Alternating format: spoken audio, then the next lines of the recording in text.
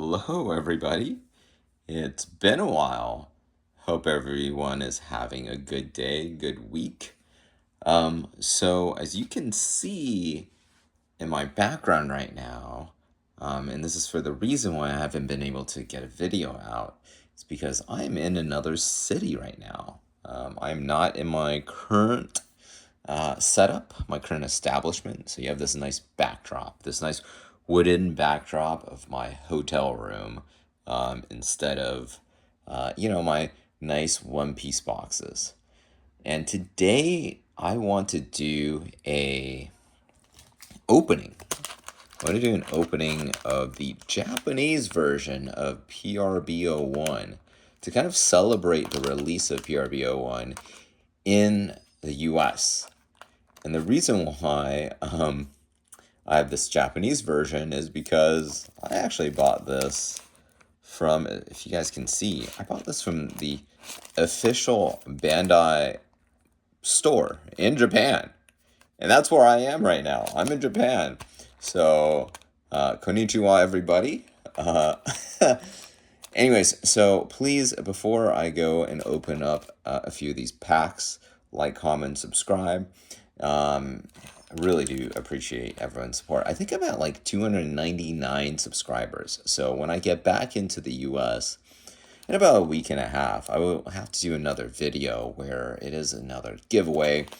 And I'm super looking forward to that, you guys. And hopefully you guys are as well. So, all right, so we're just going to open this up. So, PRB01, we've started seeing, I guess, booster boxes appear, or packs appear, as a result of, how should I say this? I guess there's a bunch of these packs, or one or two of these packs in these starter decks that have started appearing. Oh, Sanders Pulaf. So as a result, people have started getting their hands on these packs. And if they're getting their hands on these packs, they're getting good cards like this, secret rare off the bat. And then this is a, I forget the card that this is called, but there's a different foil on it. I don't know if this is the same thing in the US or the English packs as well, but there is a different foil. So there's like a straw hat foil on top. So I don't know if you guys can see that. So these packs have been starting to appear, and obviously it's going to drive down a lot of prices for uncommons and commons. And then, as you can see, there's these different dawns that show up. So for example, before the reprint, or before PRB01, this card was like a $3 to $4 card. I wouldn't, with this PRB01 release, I doubt it's going to be more than, let's say, like $2 or $3 or $4. Oh wow, okay, so this other card also has a foil. I'm very curious what the hit rates are now. So this, in Japan, it's 10 booster packs per box. And we were limited to 5 per person at the official Bandai store. It's not limited if you went and bought it somewhere else. So we did go to like a local hobby shop here as well, and it was, you could buy as many as you wanted. I did not, right? Oh, look at that Dawn. That's a really neat Dawn. So what do we know about this set? We know that there are gold Dawns, and then we know that oh wow, this is reprinted too. This is ST03. I actually sold a bunch of these for like $4 each. So, wow, okay. And then we also, okay, so this also has a straw hat foil. So there's kind of random whether things get straw hat foils or not. Okay, so 2 straw hat foils so far per box. And then a secret rare or SR so far. So we're kind of exploring this together. I do not know what the hit rates are in these. Probably should have taken a look, but it's probably, I'd imagine it's different in the US as well. Okay, another beautiful looking Dawn. And these things are more expensive. So at the official store, instead of 20 booster packs per box. In Japan, it's 10. And these packs are over double the price. So instead of 200 yen per pack, this was 500 yen per pack. And then you have the tax on top. So instead of 220, it's 10%. So 220 for a regular pack versus 550 for this pack. So prices are higher because this is considered a premium product. Okay, another. So yeah, we get two. Okay, SR, great. Oh wow. Okay, so alternate art. That's incredible. So this is OPO6 card. Interesting. I wonder if the hit rates are just as insane in in the US versions, because this is crazy so far. This is obviously geared towards the meta, so you are getting these cards because a lot of these cards have a Delphidon. Cool. Because a lot of these cards are actually hard to come by sometimes. If you do not open OPO1 box, for example, or a starter deck. I mean, this card is from starter deck O2. I don't think it's a very meta card, but for example, right? So they're reprinting some of those high hit cards. Okay, beautiful looking straw hat foil Otama. That's amazing.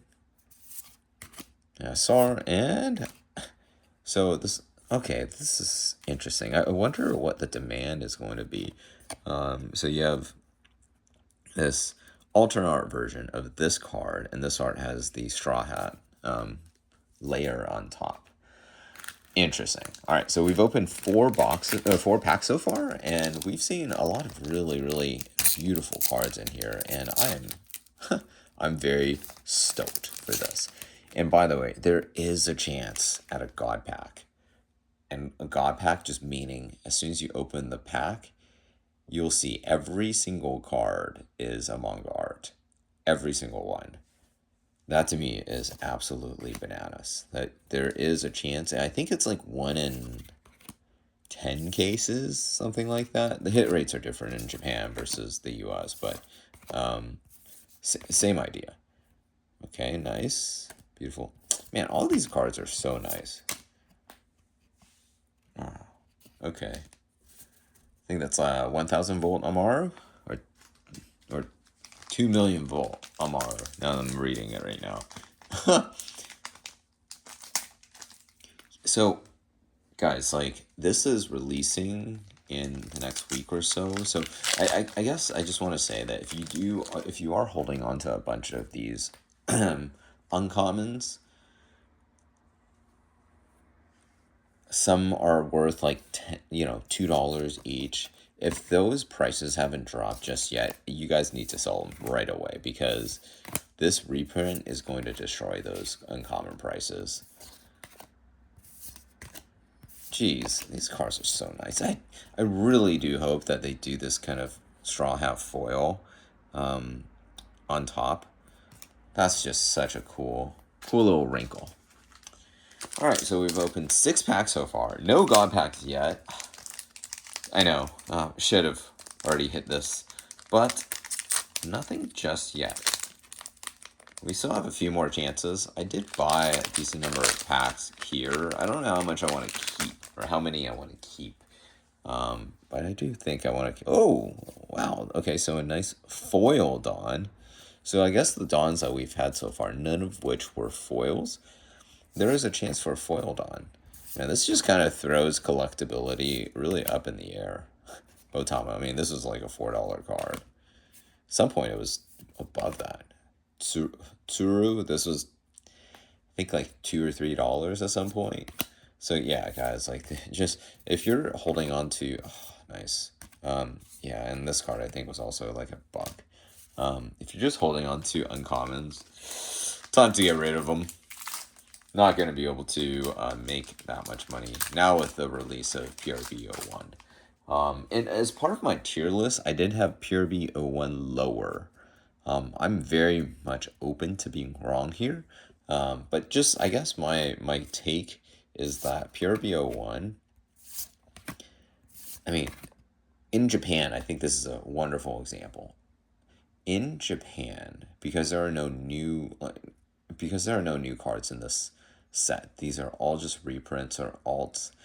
It doesn't really target. It does target the collectible side of things. It doesn't target some of the people who are just kind of opening for that chase of a new card. And as a result, sometimes that does not drive demand. So PRBO1, you can find this everywhere. But OP09, guys, OP09, I couldn't find them anywhere. I have a few packs that I was able to convince this LGS to sell to me, but you cannot find that anywhere. And that just kind of frames how exciting OP09 is going to be. I hope you guys are excited. I am absolutely stoked. And then I'm holding up this card because this came in the place of a foil, or that straw hat foil, rare or whatever card, and it just looks like a leader card. Interesting. It's the leader Sanji. Huh. So I'm going to keep that to the side there. That's the first time I've seen that.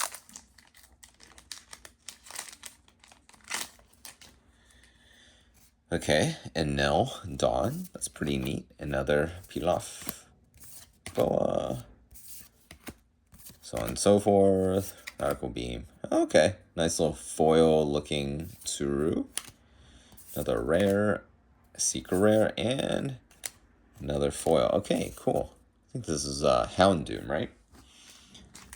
So as I'm opening up this pack, I want to say, like, this is really, really cool stuff.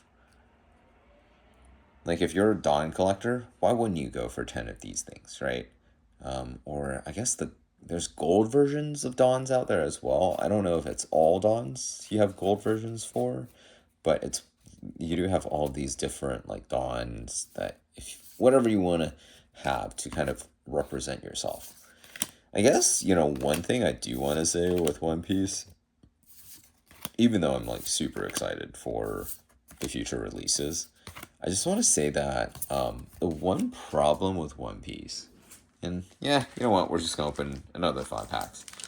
The one problem with One Piece is that they tend to overload hits.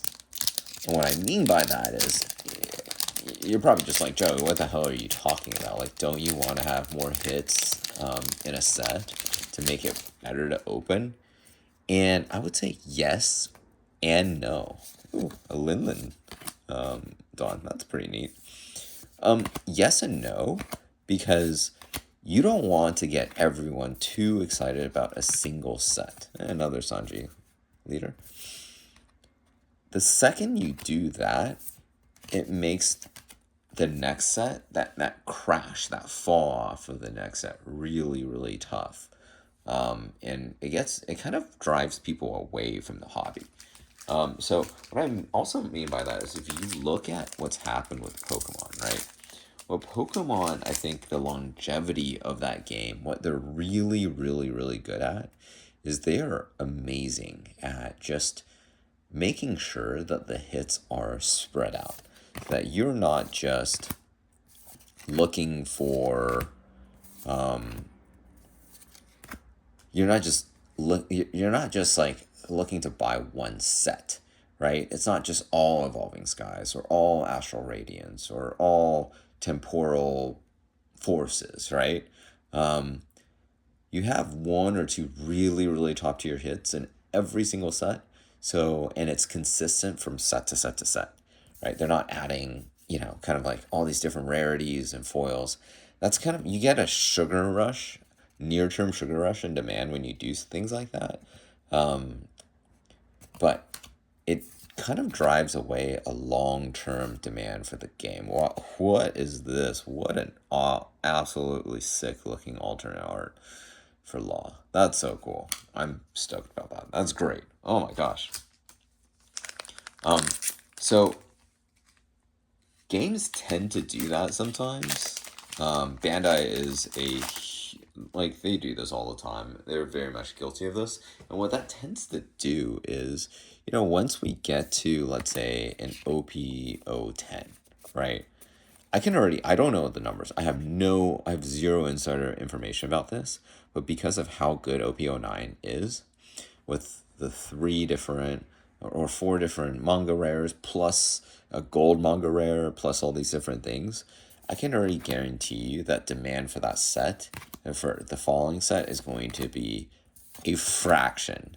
And when you see prices drop precipitously as a result, it's not good for the game, guys. Like it's actually a bad thing for the game when you have these huge ebbs and flows because it drives players away. People get pissed off. They're like, "Oh my gosh, look at the game. It is dead." Right? I had someone in one of my videos, in my last video, that commented because I was talking about how prices for certain sets are low and affordable now. He's like, "The game is dead." That's it. That's all he said. And that's not an uncommon thing to say. I've heard that multiple times from multiple people. And if you just look at the demand for the game, that's absolutely not the case. But when you have such volatility in a game, in prices, it really hurts the player base, right? And it does drive away people. People do not want to be in a game where you see your assets, which are your cards, fluctuate just incredibly in price. You want to see that consistent increase. And you kind of see this as like a fallacy in investing as well, right? People tend to just buy the safe stock. They're going to buy let's say the Microsoft or the Apple, the safe stock, instead of taking a chance on like a, new age technology company. So then over time, I mean, Apple, you're doing fine, right? Like Apple goes like that a little bit every single year. It's a good company. There's some optionality that runs off from it. But you're not going to have like this Nvidia, like this hyperbolic growth in price. So people tend to really be attracted to that slow growth time frame. And that's not, that's just how people are. That's human nature, right? Fuck, screw it. We're just gonna open up the last 5 as well. I have 20 of these. So we're just gonna open up the last 5. These cards have been beautiful. I'm really enjoying this opening. So I think that's why with One Piece you do, yeah. So Okiku, this is another card that's like $3-4. Sell every single one of them that you have. So I would just be very, very cognizant that when you have such volatility in a game as you do in One Piece, ooh, nice Marco, all beautiful card, that you could run into a problem for the game long term. So there's a reason why Pokemon has been so successful for so long. Like there is an absolute, like they're just so smart about introducing new rarity types. They have this huge collector base. They don't overload you with, wow, what is this card? Oh my gosh. Beautiful. OPO3, 2000, I think it's like 2000 world or something like that. 3000 world slash or whatever it's called. Anyways,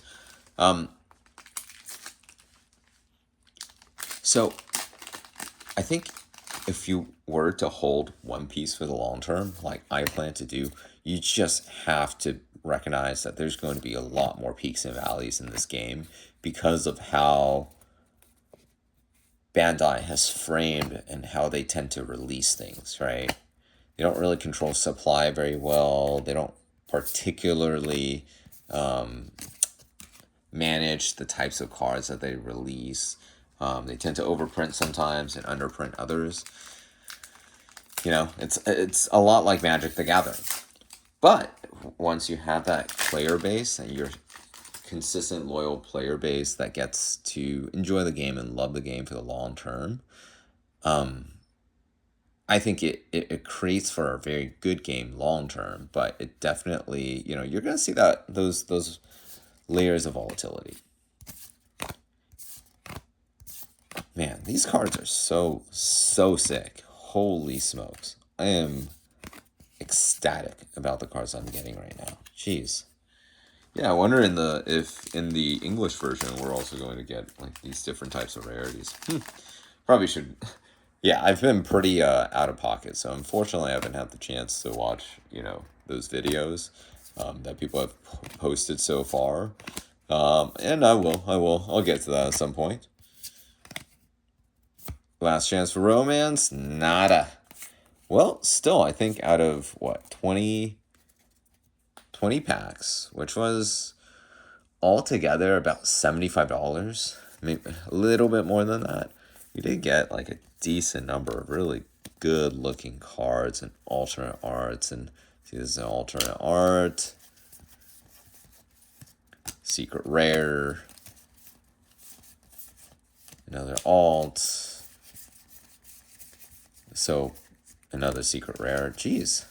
Yeah, not bad, right? Like if you're spending, let's say, $100 for 20 booster packs in the US, you're not getting, like, usually out of a